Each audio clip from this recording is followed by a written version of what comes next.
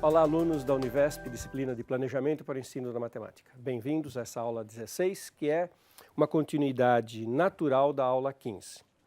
Nós estamos fazendo o quê? Um exercício de planejamento, um estudo de caso. Eu escolhi o 9º ano do ensino fundamental, levando em conta todos os princípios filosóficos da base curricular, da base nacional curricular comum, e tentando distribuir todo o conteúdo, lembrando que a base nacional agora ela chega num nível mais detalhado de conteúdo do que os parâmetros curriculares, e tentando distribuir esse conteúdo na linha do tempo, no ano letivo. Então essa aula é a continuação daquele estudo de caso e tentar ver como que a base nacional, este novo documento, vai afetar o nosso planejamento, certo? Se lembra que são 5 temas que estão na base nacional, e que todo ano tem os 5 temas, né? Na aula exatamente anterior, nós chegamos a brincar com os temas de números e álgebra que estavam previstos. E agora vamos olhar esses outros. Os princípios filosóficos da base, que tudo que tem ali tem que ser 60% do que é ensinado, pode ensinar mais, mas não menos, e ela é universal. Isso impacta muito a nossa vida. Qualquer escola, noturno, diurno, pública, privada, tem que ter o que tiver previsto na base nacional. Pode ter mais, mas não pode ter menos.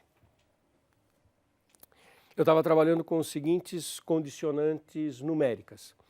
Ano letivo de 200 dias, pensando que são 40 semanas, 4 aulas por semana da disciplina, aulas padrões de 40 a 45 minutos, que dá um total de 160 aulas. Lembrei que isso tem que incluir tudo, né, as avaliações, os projetos extracurriculares, tudo que for feito tem que ser contemplado aqui. E lembrando que muitas aulas não ocorrem por conta de reuniões, visitas externas dos alunos, uma série de motivos fazem com que o número de aulas efetivamente dado seja menor. E eu optei por trabalhar com 30, é o que a minha experiência pessoal no ensino médio e fundamental me mostra. E também na universidade, cada semestre com 15 aulas, 15 semanas. Aliás, no Brasil a noção de crédito está associada a isso. Um crédito são 15 horas aulas, 1 por semana. Último tema de condicionante filosófico é que no 8º e no 9º ano a gente tem que sempre lembrar se aquele assunto é terminal para o aluno ou não. Assuntos não terminais serão retomados no ensino médio se algo não for totalmente acabado naquele momento, não é grave, porque no ensino médio, o aluno mais adulto, mais maduro, a gente pode fazer o fecho. Aquilo que não for retomado no ensino médio, tem que ser aqui a versão final. E a gente tem que ter em mente que nós queremos uma educação cidadã, uma educação que forme cidadãos críticos. Mas no século XXI faz parte da cidadania pensar no ensino superior. Os alunos, sejam de que escola for, e isso é importante do ponto de vista filosófico, isso é universal para qualquer aluno, escola pública, privada, eles vão disputar vagas em universidade ou potencialmente vão disputar vagas numa universidade.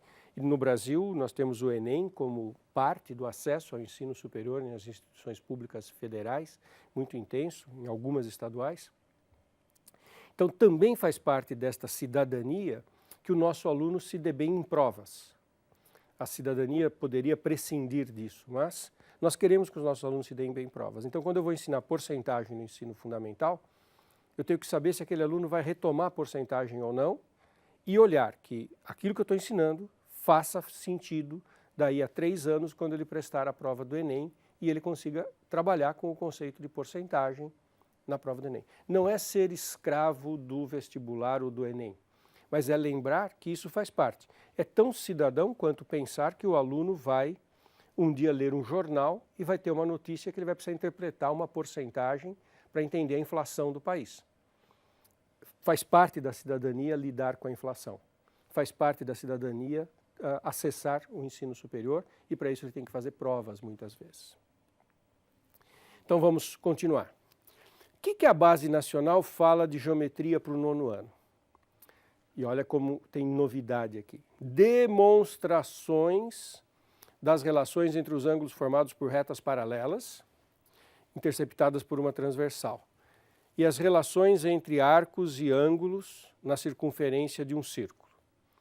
Esses dois temas não são temas absolutamente simples, ainda mais se você pensa que tem argumentação aqui, que é uma coisa importante na matemática, né? A argumentação lógico-dedutiva faz parte da matemática. Vocês observem também que não fala muito em história. A história da matemática não foi incorporada na base nacional.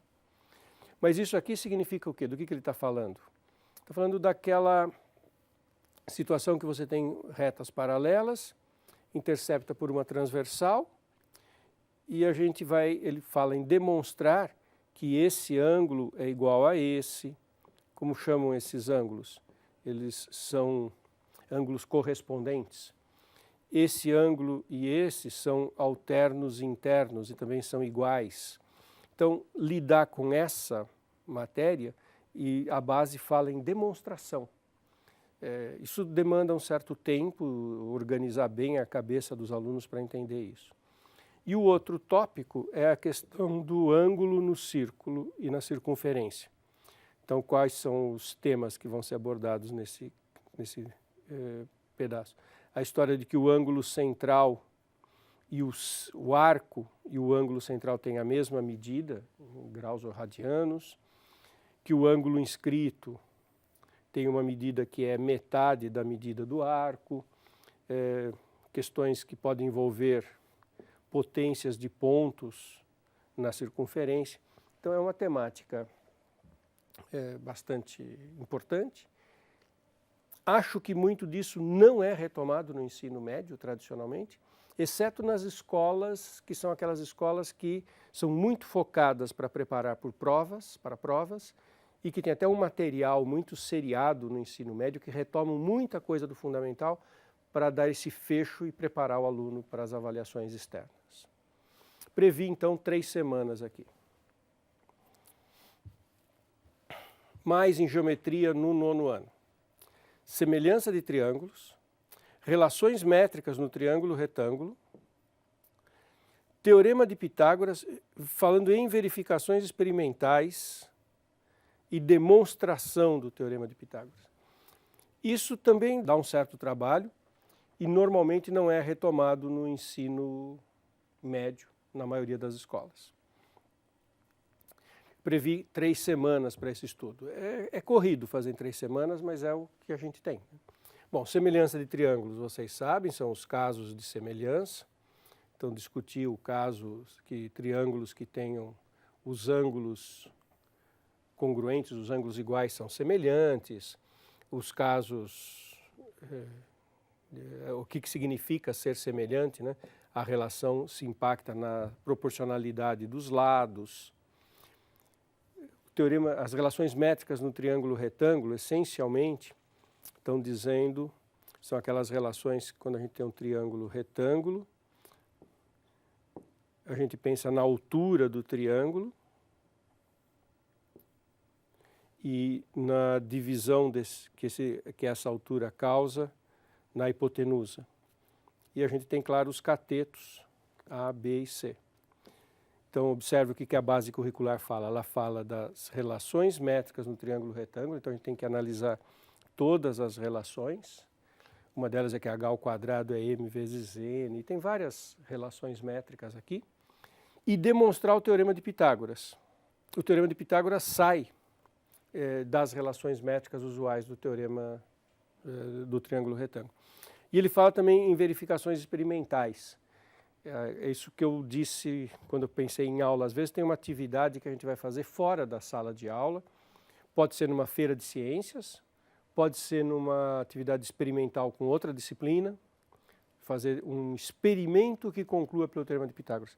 Tem um experimento muito interessante que dá para fazer para mostrar o teorema de Pitágoras, que é assim, construir pequenas caixas de vidro com formato de quadrados e uma espessura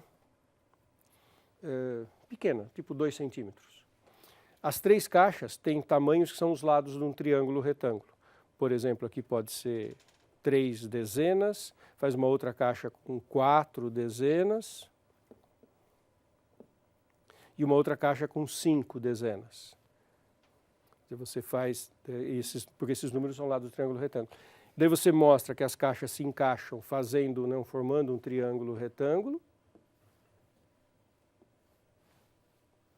E que o volume de água que cabe nesse reservatório é exatamente igual à soma do volume de água desses dois reservatórios. Ou seja, o quadrado construído em cima do lado 5 corresponde à soma dos quadrados dos lados 2 e 3. Bom, várias outras formas de fazer experimentos para demonstrar o teorema de Pitágoras. Eu previ tudo isso para 3 semanas, que é o tempo que a gente tem. Seguindo no nosso planejamento, geometria fala retas paralelas cortadas por transversais, teoremas de proporcionalidade e distância entre pontos no plano cartesiano. Você vê quanta coisa de geometria que tem no 9º ano. Então aqui nós estamos falando de retas paralelas, não necessariamente equidistantes, cortadas por transversais, das proporcionalidades que tem entre os vários lados. Tá? Isso é uma coisa interessante. Verificações experimentais, de novo, estamos falando de medir, tem várias maneiras de fazer verificações experimentais. Uma maneira simples aqui é medir, fazer mesmo medição para ver essa proporcionalidade, eventualmente com coisas móveis aqui, né? Fazer vários desenhos com diferentes posições e medir.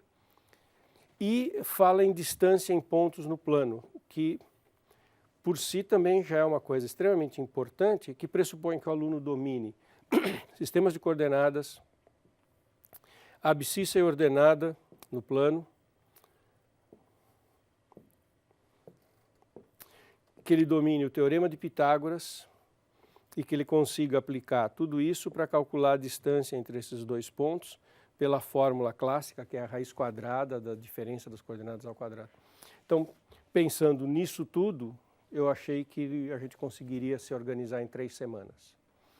Então, 3 semanas aqui. Mais geometria. Vistas ortogonais de figuras espaciais. Eu estranho isso no 9º ano do Fundamental. Acho que isso dá para tratar nos anteriores e isso está presente nos anteriores. Grandezas e medidas, que são as unidades de medida para medir distâncias muito grandes e muito pequenas. Então aqui é uma coisa quase que aplicada à física, à astronomia, né? Falar em o que são as distâncias muito grandes, de quilômetro para cima, né? Algumas dessas medidas usadas em astronomia, ano-luz, e distâncias muito pequenas, que são usadas também em ciência, né? O angstrom, essas subunidades do centímetro, do milímetro. Vistas ortogonais, dá para tratar bastante disso nas séries anteriores do ensino fundamental. O que é importante é que o aluno seja capaz de olhar um objeto, e muitas vezes pode dar para fazer isso concretamente, né? Se mostra um sólido para o aluno, e você quer que ele desenhe o que a gente chama de vista de frente, vista de lado. Eventualmente um sólido pode ser formado por vários cubos.